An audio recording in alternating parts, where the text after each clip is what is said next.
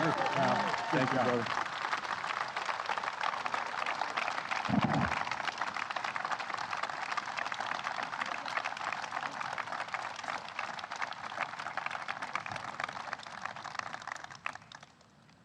Well, I tell you what, Detroit's making some really hot vehicles. They even got a Hummer that can go 4.1, 0 to 60. That's faster than my Corvette.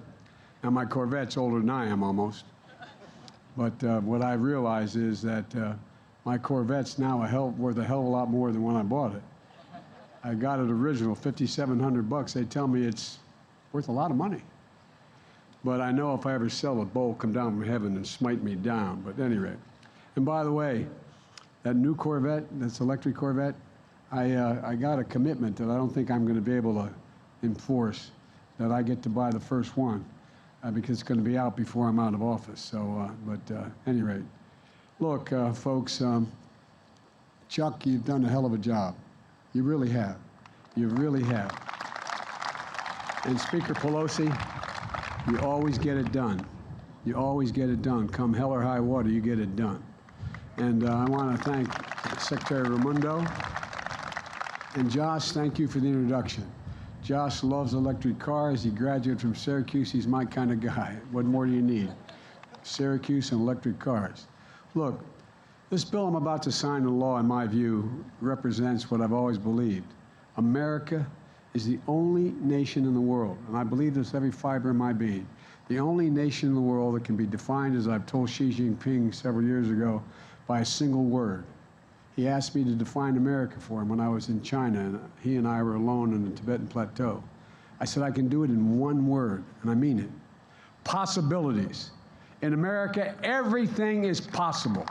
We believe every and anything is possible. It's part of the soul of this country. I mean, it really is.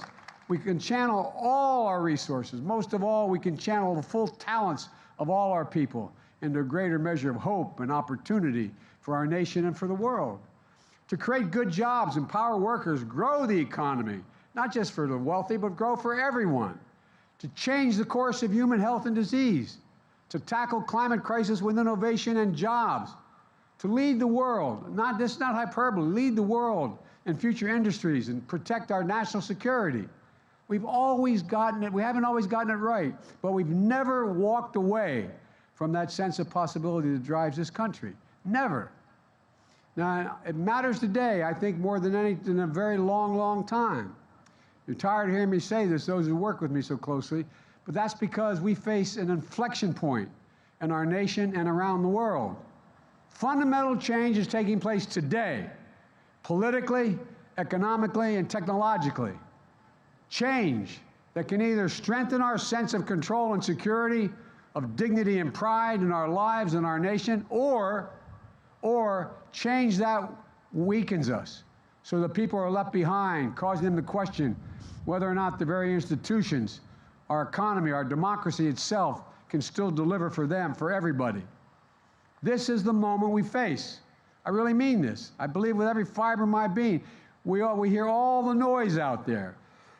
We know there are those who focus more on seeking power than securing the future, than securing the future.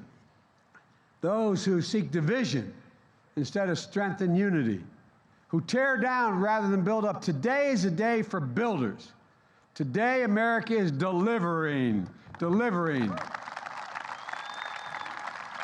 And I, honest to God, believe that 50, 75, 100 years from now, from people who will look back on this week, they'll know that we met this moment. Today, I'm signing the law of the CHIPS and Science Act, a once-in-a-generation investment in America itself, a law that the American people can be proud of. I called for elements of this law when I first came to office. I want to thank everyone here who helped make it possible. Vice President Harris and the second gentleman, members of the cabinet and the White House team, members of the United States Congress of both parties, the majority leaders, Senators Cantwell, Young, Portman. I don't want to get you in trouble, but you did a hell of a job. By the way, he's a good man. That's a different story. I just probably cost him. I apologize. All kidding aside, thank you. Thank you, thank you. And along with Senators Cornyn and Wicker, helped keep this bill on track beginning to end. In the House, I thank Speaker Pelosi and Steny Hoyer and Representative Eddie Bernice, God love you. You're sitting there, you're ready, you did it all, you moved. Frank Pallone. I keep reminding Frank he's from New Jersey, but Delaware owns the high water mark on the shore of New Jersey. We had a court case about that. I just want you to know that. Mike McCall, Doris Matsui, and the man who holds the seat I used to hold, Chris Coons. Look, so many other Democrats and Republicans alike are committed to getting this bill done. And while the bipartisanship in Congress is critical, I also want to acknowledge something else. Look at the people here today. You come from all different backgrounds to support this bill. Governors, like the governor of Illinois who I see, legislators, mayors, state legislators, entrepreneurs, business people, labor. They're the reason why we're here. They're the reason why we got this far. Scientists, technologists, engineers, physicians. Presidents of four-year and community colleges, both. Civil rights leaders, national security leaders, government officials. I met with many of you through this process. So many of you have spent years and years calling for key investments that are made in this bill. For years you've been calling for it. You helped make it happen. You represent why we are better positioned than any other nation in the world to win the economic competition of the 21st century. You're the reason why I'm so optimistic about the future of our country. You know, the CHIPS and Science Act supercharges our efforts to make semiconductors here in America. Excuse me, those tiny computer chips, smaller than a fingertip, that are the building blocks for our modern economy, powering everything, from smartphones to dishwashers to automobiles. In fact, there are as many as 3,000 semiconductors per vehicle made today, 3,000 per vehicle. America invented the semiconductors. They powered NASA's mission to the moon. Federal research and development brought down the cost of making them and built a market and an entire industry. As a result, over 30 years ago, America had 40% of the global production of these chips. And then something happened. American manufacturing, the backbone of our economy, was hollowed out. We let semiconductor manufacturing go overseas. And as a result, today, we barely produce 10% of the semiconductors, excuse me, despite being the leader in chips design as well as research. And as we saw during the pandemic, when factories that make these chips shut down, the global economy comes to a screeching halt, driving up costs for families and everyone, not just here, but around the world. 1/3 of the core inflation last year was due to the higher price for automobiles. And a shortage of semiconductors. Folks, we need to make these chips here in America to bring down everyday costs and create jobs. Don't take my word for it. Listen to some of the business leaders here today and across the country. They're making decisions right now about where to invest and ramp up production for these semiconductors. Many are foreigners making investments, companies deciding where in the world to go, and they've chosen the United States of America. They look at China, Japan, South Korea, the European Union, all making historic investments of billions of dollars to attract the businesses to their countries to produce these chips. But these industry leaders also see America is back and leading the way. During my State of the Union, I described the field of dreams on 1,000 acres outside of Columbus, Ohio, where America's future will be built. Intel, whose CEO is here today, Pat Gelsinger, is here today. He's going to break ground in the next generation semiconductor factory in Central Ohio early this fall. American company Micron is announcing today that because of this law, it's going to invest $40 billion over 10 years to build factories and special chips called memory chips that store information on your smartphone. investment. This investment alone is going to create 40,000 jobs. Excuse me, I'm sorry, and increase market share in memory chips by 500%. 2 more American companies. I want to take another sip of water. 2 other companies, Global Foundries and Qualcomm, announced yesterday a $4 billion partnership to produce chips in the U.S. that would otherwise have gone overseas. Qualcomm is one of the world's largest buyers of chips. It's planning to increase its chip production by up to 50% over the next 5 years. These companies see what I see, that the future of the chip industry is going to be made in America.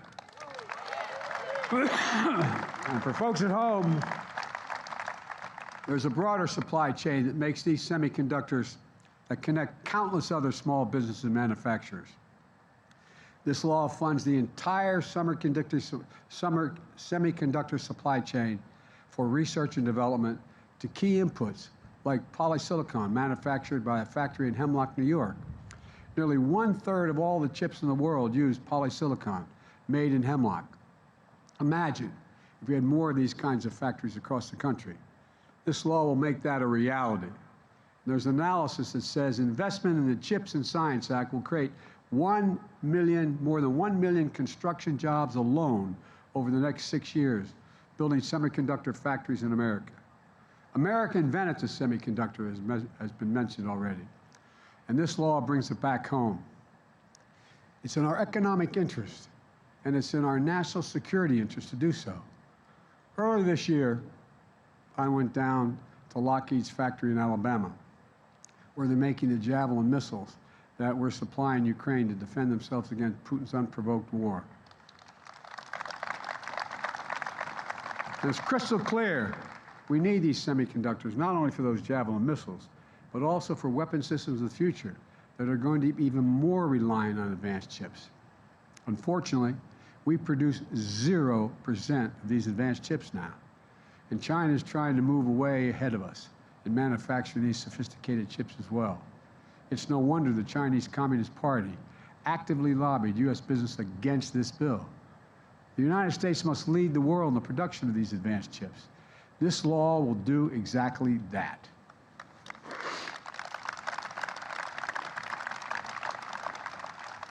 And to be clear, this law is not handing out blank checks to companies. Today, I'm ordering my administration to be laser focused on the guardrails that will protect taxpayers' dollars. It means making sure that companies partner with community colleges and technical schools to offer training and apprenticeship programs and work with small and minority-owned businesses. They'll have the power to take back any federal funding if companies don't meet these commitments required by the bill. This includes requirements that companies building these semiconductor facilities pay Davis-Bacon prevailing wage to ensure the tens of thousands of new construction jobs are union jobs. We'll not allow companies to use these funds to buy back stock or issue dividends. And finally, this bill is about more than chips. It's about science as well. Decades ago, we used to invest 2% of our GDP in that led the world in everything. We led the world in everything from internet to the GPS. Today, we invest less than 1%. We used to rank #1 in the world in research and development. Now we rank #9. China was #8 decades ago. Now they are #2. And other countries are closing in fast. This law gets moving up once again. It authorizes funding to boost our research and development funding, closer to 1% of the GDP, the fastest single-year percentage increase in 70 years, and it's going to make a difference.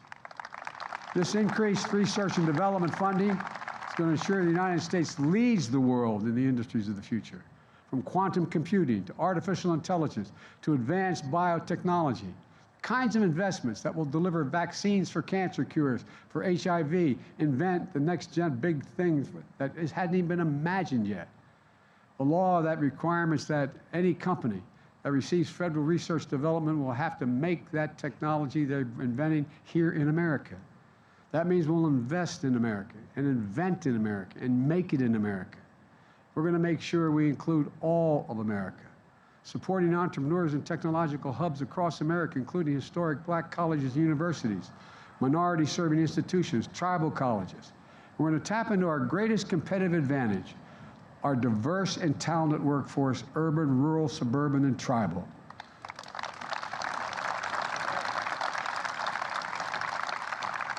And people like Josh came up with this idea for portable electric car chargers 5 years ago in Buffalo, New York. And all the young people out there today who have an idea that spark imagination to solve a problem they see, to cure a disease they have, to dream to make the impossible possible. This law is for them. Let me close with this. Last month, I awarded Steve Jobs Presidential Medal of Freedom posthumously. At every turn of his life, he dared to think differently, embodied that most of American questions. What next? The CHIPS and Science Act is going to inspire a whole new generation of Americans to answer that question. What next? Right now, as Bill can tell you, NASA has a mission going back to the moon, then to Mars, the sun, and beyond, capturing images of distant galaxies we could only once dream existed and we could never think we could see. The CHIPS and Science Act captures that magic here on Earth.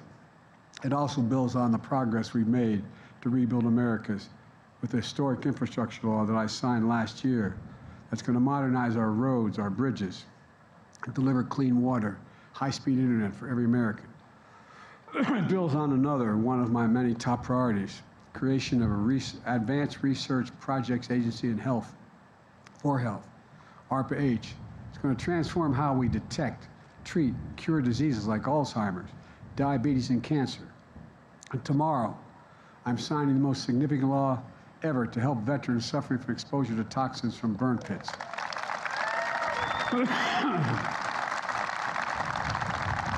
And soon, hope to be signing the Inflation Reduction Act into law that's going to lower the cost of health care and energy and make historic investments to tackle climate crisis. Once that law is signed, any senior by the first of the year, no matter how high if they're on Medicare, no matter how high their drug bills are, will never have to pay more than $2,000 a year. Just one specific example, beginning in January.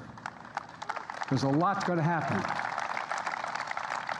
And for all the division in our country, we're showing ourselves in the world that we can take on the biggest challenges. We can take on the special interest. And our democracy can deliver for the people of this country. That's why I'm confident that decades from now, people are going to look back at this week with all we've passed and all we've moved on, that we met the moment at this inflection point in history. A moment when we bet on ourselves, believed in ourselves, and recaptured the story, the spirit, and the soul of this nation. We are the United States of America, a singular place of possibilities. I'm not going to go sign the CHIPS and Science Act, and once again, I promise you, we're leading the world again for the next decades. Thank you.